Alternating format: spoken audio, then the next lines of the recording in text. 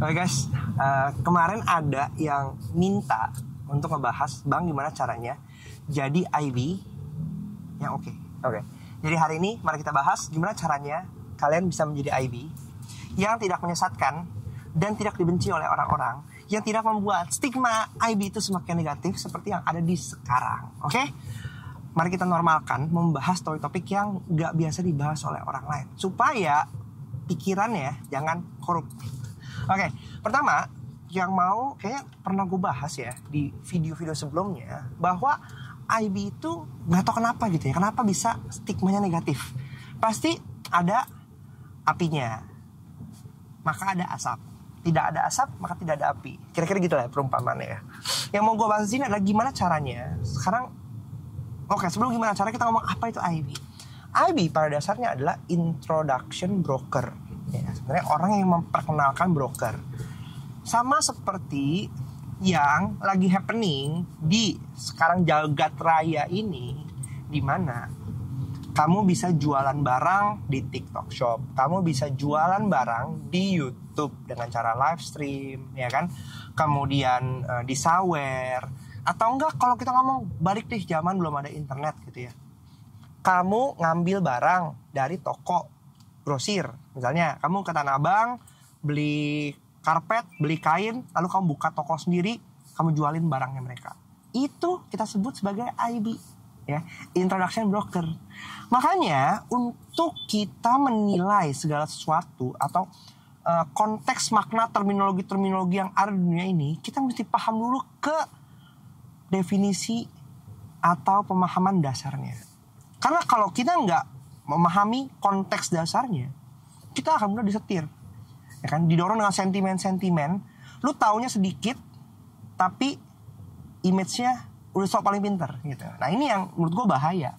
Karena apa? Kita terjebak sama terminologi daripada pemahaman dasarnya. Karena yang paling penting pemahaman dasarnya. Nama terminologi itu bisa dibuat-buat biar keren. Sama kayak kalau kita ngomongin soal metode. Pada dasarnya semua metode itu sama. Yang membuat beda itu apa? Namanya dibuat beda supaya orang yang menciptakan metode itu punya keunikan. Itu rahasianya bosku, oke? Jadi kalau kita ngomongin IB sebenarnya simple. IB itu pedagang, ya kan?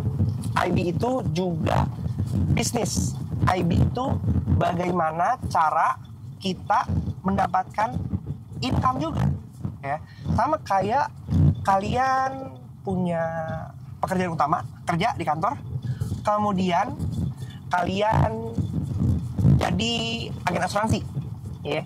Ini gedek-gedek jalanan nih, karena konblok, gedek-gedek gitu. Punya pekerjaan, kemudian kalian punya jadi juga nyambi sebagai agen asuransi. Itu juga IB, ya. Salah nggak? Salah nggak? Nggak salah kan? Emang kalian bisa mengatakan itu salah? Bahwa kalau udah kerja, terus kemudian juga jadi agen asuransi, kalau udah kerja juga jadi agen properti, kalau udah kerja punya online shop juga, salah nggak? Kagak salah bos. Dari mana salahnya? Sama halnya ketika kita ngomongin, kalau lu katanya trading, kalau jadi IB juga, gitu kan? Logika, balik lagi. Hal yang sama, analogi yang sama, cuman lu mainnya kurang jauh gitu. Ini gue pegang dulu kameranya, jatuh nih kameranya, ya. Jadi lu main kurang jauh. Dengan kita paham itu artinya sah. Yang bikin stigma negatif itu apa? Kelakuan oknum-oknum yang memanfaatkan momen itu untuk meraup keuntungan dirinya sendiri. Nah tolong itu yang dicatat ya, bahwa ini akhirnya hal-hal kayak gini udah sering gue bahas ya. Namanya orang masuk ke dalam suatu pekerjaan, motifnya itu berbeda-beda. Ada yang motifnya untuk mencari uang, which itu adalah oke, karena emang kita kerja tujuannya buat mencari uang, untuk membuat diri kita semakin happy, ya kan, semakin berkecukupan. Tapi permasalahannya yang membuat beda adalah apakah kita memanfaatkan itu hanya untuk kepentingan diri kita sendiri atau win-win. Kalau win-win menurut gue gak masalah. gue ngambil ini paling gampang gitu ya, agen-agen lah. IB itu pokoknya intinya agen ya, agen yang mempertemukan antara ini ada yang punya barang ya, brokernya, agen property company-nya, insurance company-nya dengan masyarakat luas. Oke. Ini IB, tengah-tengah agen. Oke. Motivasi mencari uang. Fine, udah kelar. Oke. Terus kenapa jadi negatif? Tadi kan gue bilang mereka memanfaatkan. Manfaatnya gimana? Ya mereka menggunakan karena mereka tahu nih sistemnya agen itu kan dibayar based on komisi. Oke. Jadi IB pun di broker forex itu juga dapat rebate dari setiap transaksi volume yang dieksekusi oleh klien-kliennya. Makanya setiap transaksi jumlah lot yang diakumulasi itu akan menjadi sumber pendapatan. Nilainya kecil nggak? Kecil nilainya. Rata-rata ya, ini gue disclose.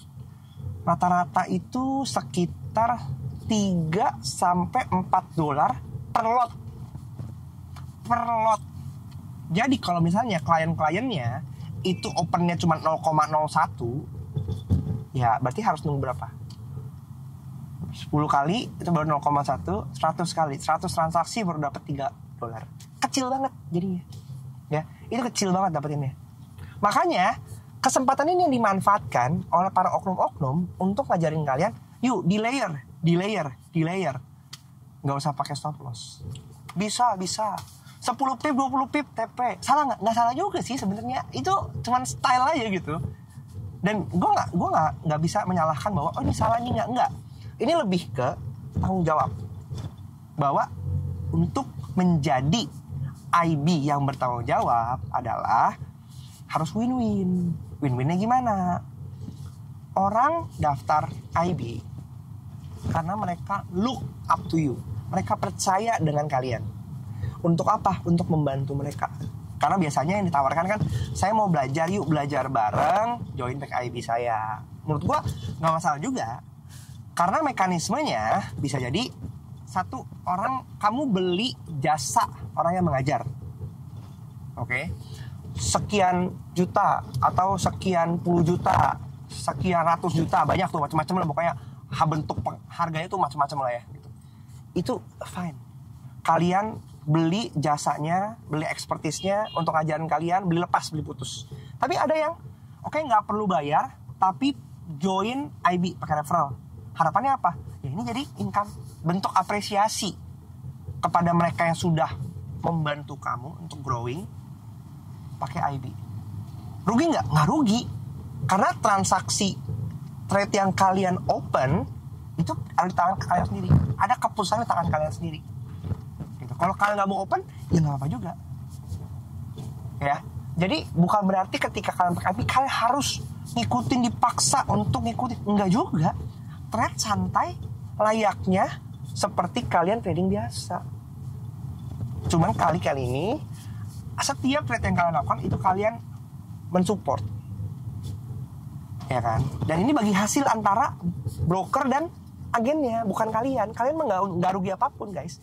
Kalian nggak rugi apapun. Kalian rugi kalau kalian ngikutin apa yang diarahkan oleh si IB-nya tanpa kalian paham. Itu rugi. Kalau kalian terjebak dalam ketamakan kalian sendiri, itu rugi. Tapi kalau kalian santai, kalian punya sistem kalian sendiri, kayak gitu, kalian nggak akan rugi. Karena persis sama seperti kalian buka akun biasa, nggak ada ruginya. Sama halnya kayak lu buka asuransi, langsung direct ke insurance, bisa nggak sih? Oh dari online bisa, rugi nggak? Enggak, sama. Tapi kalau IB biasa kan ada benefit-benefitnya lagi ya, special treatment, bisa ngobrol langsung, bisa diskusi dengan komunitasnya kayak gitu. Kemudian kalian misalnya beli barang dari TikTok Shop, atau teman kalian kirim link Shopee gitu ya. Kemudian kalian pakai link referralnya, kalian rugi nggak? Nggak rugi, orang harga sama, ya kan? Atau mungkin karena ada diskon lagi di situ. Yang bikin rugi apa? Kalau kalian belanja secara konsumtif tidak sesuai dengan kebutuhan kalian, itu rugi. Ya. Jadi logikanya dibetulin guys. Kedua, kita udah ngomong tentang tadi ya, oknum yang memanfaatkan ketidaktahuan kalian untuk kepentingan diri sendiri. Karena apa? Dia mencari nilai rebate yang tinggi. Nilai rebate yang tinggi apa? Dengan ngajak kalian trading terus-terusan, buka, ningkatin volume lotnya.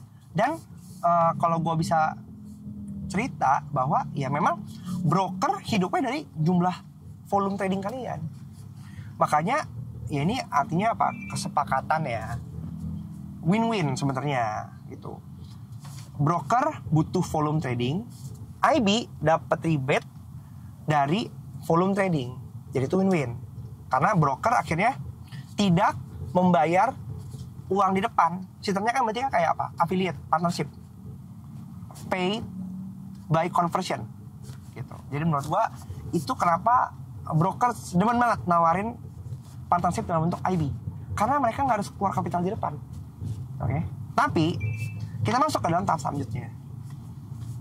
Brokernya banyak, kreatornya terbatas, atau enggak yang mau jadi IB terbatas, ya kan? Atau enggak orang bisa aja mau jadi IB, tapi apakah bisa menjadi IB yang oke? Belum tentu. Ya. Sehingga kalau gue pribadi, gue banyak banget dapat tawaran untuk menjadi IB, dan gue banyak tolak-tolakin juga. Karena buat gue gini, dengan menjadi IB artinya kita merekomendasikan broker tersebut. Dan syarat, ini prinsip pribadi gue ya, syarat utama gue mau merekomendasikan broker tersebut adalah brokernya pun gue pakai. Jadi bukan cuma sekedar ngejar rebate, bukan cuma sekedar majang dan partnership. No. Gue sangat selektif untuk memilih partner. Nggak bisa tuh ujuk-ujuk tiba-tiba ada broker datang nawarin, oh kita partnership IB, lalu gue okein. Enggak, gue harus pakai dulu brokernya gitu. Karena kalau brokernya nggak dipakai, gimana gue tahu apakah brokernya oke, bagus atau enggak gitu. Sedangkan nanti yang nanya ya kan, teman-teman nanya kan, kamu pakai broker ini nggak oke nggak, gimana, gue harus memahami dong ya kan, karena kan itu jadi barang yang gue jual kan. Kalau enggak cuma sekedar majang nama doang, yang dikorbanin apa sih? Sebenarnya yang dikorbanin itu adalah hubungan gue dan kalian gitu. Kepercayaan yang udah kita bangun, yang udah terbentuk, rusak gara-gara duit. Dan gue gak suka karena itu. Maka itu setiap gue merekomendasikan sesuatu, itu udah gue kurasi. Itu gue juga perhatikan, gue selektif. Gak bisa sembarangan broker brand ngajak kolaborasi tanpa gue paham barangnya gitu. Jadi pasti akan gue due diligence dulu, gue riset dulu sebelum gue memutuskan. Makanya sekarang kalau misalkan kalian lihat di video description list broker yang kerjasama, ya itu pasti itu yang gue pakai. Kalau gue nggak pakai, nggak akan gue masukin ke situ. Jelas gue pakai dari produknya yang akun Sen, yang STP gue pakai gitu. Valbury gue pakai, ada Go Markets ya gue pakai gitu. Setiap broker punya plus minusnya lah ya. Nggak ada broker yang sempurna lah, karena cuman gini, broker adalah bisnis dan yang mereka atur adalah permainan parameternya, value-nya apa yang mau mereka mengeluarin spread tinggi, kemudian mereka komisinya gede atau ada swapnya gitu. Native Viscos gimana sih? Nggak tahu. Oh di sana, jom. Oke. Itu. Kita udah ngomongin soal kepercayaan dengan kalian. Kemudian kita udah ngomongin soal oknum IB. Yang ketiga, kita bahas tentang community. Bahwa kesuksesan seorang IB itu pasti didukung oleh komunitasnya. Artinya tadi kan udah kebentuk kepercayaan. Artinya komunitas, kalau mau jadi IB yang oke, selain punya mindset yang bagus, mental yang bagus, perspektif yang bagus, it's not all about cuan, tapi juga kasih value buat komunitasnya, growing. Kalau nggak punya komunitas, ya nggak bisa juga. Jadi kayak ujuk-ujuk ya, tiba-tiba ya, lu mau daftar jadi IB di suatu broker, gitu ya, bisa nggak? most probably bisa. Tapi apakah lu akan bisa punya klien yang banyak? Balik lagi, network. Lu punya network gak? Lu punya akses gak? Lu punya komunitas gak? Lu punya teman-teman gak yang mau join under lu? Dan itu bisa dibangun, gak harus online gitu. Gak masuk online, bebas. Offline pun bisa, teman nongkrong-nongkrong lu juga bisa. Kayak gitu. Pada akhirnya orang mau join karena ada value yang mereka dapatkan dari lu. Berarti kita mesti nge-create value itu gitu. Value-nya banyak ya. Dari sisi kualitas kalian, kualitas diri kalian. Kemudian hal apa yang kalian bisa kasih ke community kalian. Kemudian gimana kalian juga maintain dari sisi personality. Karena pada akhirnya orang mencari orang. Orang membeli dari orang yang mereka suka. Kalau lu nggak bisa nunjukin attitude yang bagus, ya orang juga akan suka. Mau parkir di mana parkirnya? Ntar gue ada meeting sama orang. Sambil meeting kita bikin konten, jadi efektif ya nggak? Sedap. Ini bisa parkir nggak ya? Ini tutup sih. Coba kita lihat. Mungkin kita pakai parkir di sini. Oke, dia nggak mau parkir, gue yang parkir. Oke, sedap. Gue demen banget kalau parkir ini ya. Cari parkir yang ya udah ada space dikit, masukin aja setelah masuk. Memanfaatkan ruang yang ada untuk parkir. Karena dari parkir itu susah. Betul nggak? Ya. Oke, kita lanjut. Baru kelar meeting sama temen gue tadi, banyak cerita ya. Nyambung sebenarnya ke video yang kemarin yang gue bilang bahwa sekarang ini Indonesia lagi deflasi, dan cerita dan curcolannya itu yang nggak jauh-jauh dari situ.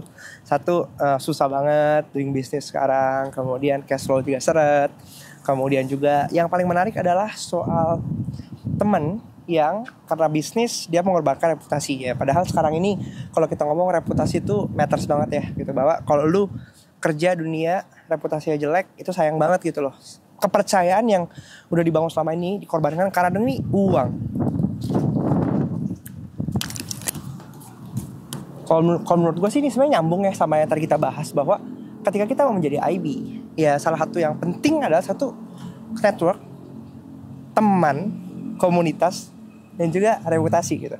Gak bisa kita jadi IB tapi tanpa reputasi yang jelas. Karena pada akhirnya seperti tadi gue sebutin, orang membeli dari orang yang mereka kenal kayak gitu. So bagaimana caranya membuat kalian bisa menghasilkan income yang oke. Tempat makan gak ada yang bisa gue makan, mana ya? Makan apa ya? Makan masih soba kali ya. Salah satu cara untuk membuat kalian tuh survive di industri ini ya satu, menjaga reputasi sih. Namanya orang udah percaya, jagalah, bantulah mereka gitu. Karena banyak orang yang salah kaprah bahwa mereka mencoba untuk mendapatkan uang cepat sebagai IB dengan cara mengeruk uang itu, ngajak member-membernya untuk barbar trading, yang penting volumenya gede, mereka dapat uang cepat. Tapi mereka lupa bahwa ketika member-membernya itu pada rungkat, pada MC, udah kelar. Kalian gak berpikir long term bahwa namanya bisnis itu harusnya long term. Semakin lama life cycle atau lifespan dari customer lu, semakin lu sustain di market. Tapi kalau misalnya lu cepat ngebunuh customer lu, yaitu adalah membuat mereka MC, membuat mereka cepat rungkat, yaitu akhir dari perjalanan IB lu gitu. Karena lu akhirnya berpikir gimana cara mengakuisisi lagi, dan itu super tiring ya. Ini ada masih soba, kayaknya menarik juga lah, kayaknya gue mampirin dia. Awalnya gue pengen makan ini one pizza, tapi kok dia bilangnya close ya. Gimana sih, jam makan siang dia close. Kita makan di sini dulu deh.